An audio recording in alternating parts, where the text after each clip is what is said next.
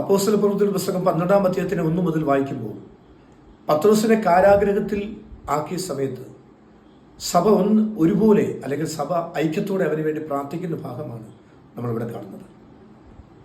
പത്രോസിനെ കാരാഗ്രഹത്തിൽ ആക്കിയ ആ സമയത്ത് ദൈവസഭ ഒരുമിച്ച് കൂടി പത്രോസിന്റെ വിടുതലിന് വേണ്ടി ഐക്യതയോടെ ഒരു മനസ്സോടെ അവർ പ്രാർത്ഥിക്കുവാൻ തുടങ്ങി.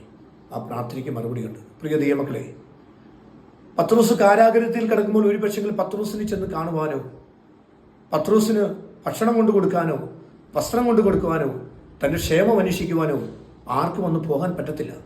കാരണം പോയാൽ അവരെയും കൂടെ പിടിച്ചിടും. അത്രത്തോളം പീഡനം നിലനിൽക്കുന്ന ഒരു സമയത്താണ് പത്രോസിനെ പിടിച്ച് കാരാഗ്രഹത്തിലാക്കിയത്. ദൈവസഭ ഒരുമിച്ചിരുന്ന് പ്രാർത്ഥിക്കാൻ തുടങ്ങി. രാജ്യ നിയമങ്ങൾ കൊണ്ട് ദൈവിക നിയമങ്ങളെ തകർക്കുവാൻ ശ്രമിച്ച ഭരണാധിപന്മാരുടെ ആ വലിയ നിയമത്തിന് മുമ്പിൽ ദൈവജനം ശാന്തമായി അവരൊരു സ്ഥലത്ത് ഒരുമിച്ചിരുന്ന് പ്രാർത്ഥിക്കാൻ തുടങ്ങി. അവർ കണ്ണുനീരോട് ദൈവസന്നിധിയിൽ പ്രാർത്ഥിക്കുവാൻ തുടങ്ങി.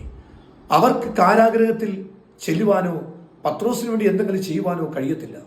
എന്നാൽ അവർക്ക് ചെല്ലുവാൻ കഴിയാത്ത സ്ഥലത്ത് അവരുടെ പ്രാർത്ഥനയെത്തി. ദൈവം ആ പ്രാർത്ഥന കേട്ടു. ദൈവം തന്റെ ദൂതനെ അവിടേക്ക് അയച്ചു. പത്രോസ് കാരാഗ്രഹത്തിൽ നിന്ന് പുറത്തേക്ക് വന്നു. പ്രാർത്ഥിക്കുന്ന ജനത്തിന് നടുവിൽ നിന്ന് പത്രോസ് കതകിന് മുട്ടുകയാണ്. അവരെഴുന്നേറ്റ് കതക് തുറന്നു പത്രോസിനെ കണ്ടു. അവർ പ്രാർത്ഥന അല്ലെങ്കിൽ അവരുടെ പ്രാർത്ഥിച്ചതിൻ്റെ മറുപടി അവരുടെ കൺമുമ്പിൽ അവർ കാണുവാനിടയായി. പ്രിയ ദൈവമക്കളെ, ഈ ദിവസങ്ങളിൽ വിശ്വസിക്കുക, നമുക്ക് ചെന്ന് കാണുവാൻ പറ്റാത്ത, നമുക്ക് എത്തിപ്പിടിക്കാൻ പറ്റാത്ത, നമുക്ക് നേടിയെടുക്കുവാൻ പറ്റാത്ത അസാധ്യമായ പലതും നമ്മുടെ മുമ്പിൽ വെല്ലുവിളികളാൽ നിൽക്കുന്നുണ്ട്. നമുക്കവിടെ എത്തുവാൻ കഴിയത്തില്ല, നമുക്കവിടെ പോകുവാൻ കഴിയത്തില്ല, നമുക്കവിടെ ചെന്ന് സംസാരിക്കാൻ കഴിയത്തില്ല, നമുക്കത് നേടുവാൻ കഴിയത്തില്ല. എന്നാൽ ഒന്ന് കഴിയും, എൻ്റെയും നിങ്ങളുടെയും രഹസ്യമായ പ്രാർത്ഥനയിൽ ദൈവത്തിൻ്റെ പ്രവൃത്തി വെളിപ്പെടും. നമുക്ക് ചെല്ലുവാൻ കഴിയാത്ത സ്ഥലത്ത് നമ്മുടെ പ്രാർത്ഥന എത്തും. നമ്മുടെ പ്രാർത്ഥന അവിടെ എത്തിക്കഴിഞ്ഞാൽ നമുക്ക് വേണ്ടി വൻ കാര്യം ചെയ്യുവാൻ ദൈവത്തിന് സാധിക്കുമെന്ന് നിങ്ങൾ വിശ്വസിക്കുക. ഈ ദിവസങ്ങളിൽ അനേകര് പ്രാർത്ഥനയ്ക്ക് വേണ്ടി എന്നെ വിളിക്കുമ്പോൾ അവരുടെ വിഷയങ്ങൾ പറയാറുണ്ട്.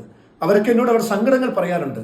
ഞാനോട് പറയുന്നൊരു ഭാഗം ഇതാണ്: നമുക്ക് ഒരുമിച്ച് പ്രാർത്ഥിക്കുവാൻ, നമുക്ക് ചെല്ലുവാൻ കഴിയാത്ത സ്ഥലത്ത്, നമുക്ക് എത്തിപ്പിടിക്കുവാൻ കഴിയാത്ത അല്ലെങ്കിൽ നമുക്ക് പരിഹരിക്കാൻ കഴിയാത്ത പ്രശ്നങ്ങളുടെ നടുവിൽ നമ്മുടെ കർത്താവ് എത്തും. എങ്ങനെയാണെന്നറിയാമോ?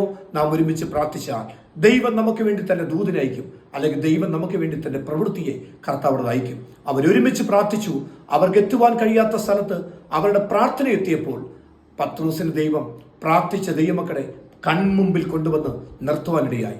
വിശ്വസിക്കുക, ഈ ദിവസങ്ങളിൽ നമ്മൾ പ്രാർത്ഥിക്കുന്ന വിഷയം, നമ്മൾ ഏത് വിഷയത്തിലാണ് ഭാരപ്പെടുന്നത്, ഏത് വിഷയത്തിലാണ് ദുഃഖിച്ചിരിക്കുന്നത്, ആ വിഷയം ഈ ദിവസങ്ങളിൽ നമ്മുടെ കൺമുമ്പിൽ വന്ന് നിൽക്കും.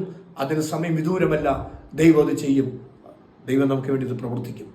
ദൈവം നമ്മെ സഹായിക്കുമാറാകട്ടെ.